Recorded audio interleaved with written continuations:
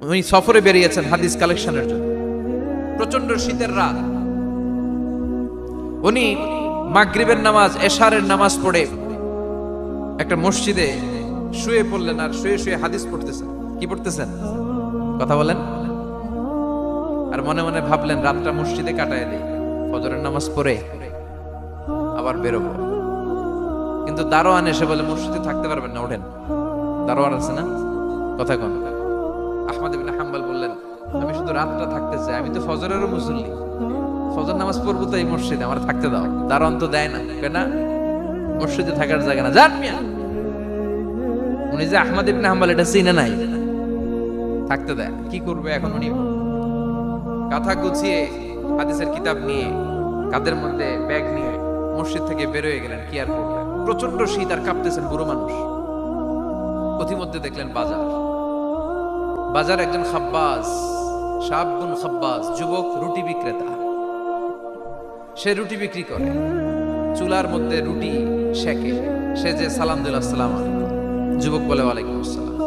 আহমদ ইবনে হাম্বল বলে যুবক আমার যাওয়ার জায়গা নেই, সফরে বেরিয়েছি, খুব শীতে কষ্ট পাচ্ছি, রাতে যদি তোমার এই চুলা থেকে একটু আগুন পোহাই কোনো সমস্যা?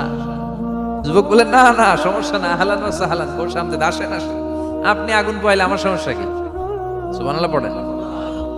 আল্লাহ শুকরিয়া করে উনি বসলেন আর আগুন পোহাচ্ছেন। আর খেয়াল করলেন যুবক রুটি বানায় আর পরে আস্তাগফিরুল্লাহ, রুটির দলা বানায় পরে আস্তাগফিরুল্লাহ, খামির বানায় আর পরে আস্তাগফিরুল্লাহ, রুটি নিয়ে উনুনের ভিতরে চুলার ভিতরে সেকা দেয় আর পরে আস্তাগফিরুল্লাহ, দোকানদারের কাছে কেউ আসলেই সে রুটি দেয় আর পরে আস্তাগফিরুল্লাহ, ক্রেতার কাছ থেকে টাকা নিয়ে ক্যাশ বক্সে রাখে আর কি পড়ে, আবার রুটি বানানো শুরু করে আর কি পড়ে, খালি এইটাই পড়তেছে। ইমাম আহমদ ইবনে হাম্বল তো অবাক, কি রে এটা আবার কেমন যুবক, খালি আস্তাগফিরুল্লাহ। উনি প্রশ্ন করলেন যুবক ঘটনা কি? আসার পর থেকেই তোমার দেখতেছি তুমি রুটি বানাও, রুটি বিক্রি করো আর পড়ো আস্তাগফিরুল্লাহ, মালাকা ইয়া শাবাব। যুবক বলে আস্তাগফিরুল্লাহ আমার সবচেয়ে বেশি পছন্দের আমল, আমি সব সময় আঠার মতে ইস্তেগফারের সাথে লেগে থাকি আর সব সময় পড়তে থাকি আস্তাগফিরুল্লাহ, আর এর বদৌলতে আল্লাহ আমারে মুস্তাজাবুদ দাওয়া বানিয়ে দিয়েছে। আহমদ ইবনে হাম্বল তো অবাক, আনতা মুস্তাজাবুদ দাওয়া, তুমি মুস্তাজাবুদ দাওয়া রুটিওয়ালা? আমি এত বছর হাদিস পড়াই, আমিও তো মুস্তাজাবুদ দাওয়া না, আর তুমি রুটি বেচো বাজারে, তুমি মুস্তাজাবুদ দাওয়া, তুমি দোয়া করলে সব কবুল হয়ে যায়? যুবক বলে না আনা মুস্তাজাবুদ দাওয়া, আমি আমার জীবনে যত দোয়া করেছি কবুল করে নিয়েছে কে? সব দোয়া কবুল করে নিয়েছে আল্লাহ, একটা দোয়া ছাড়া। কয়টা?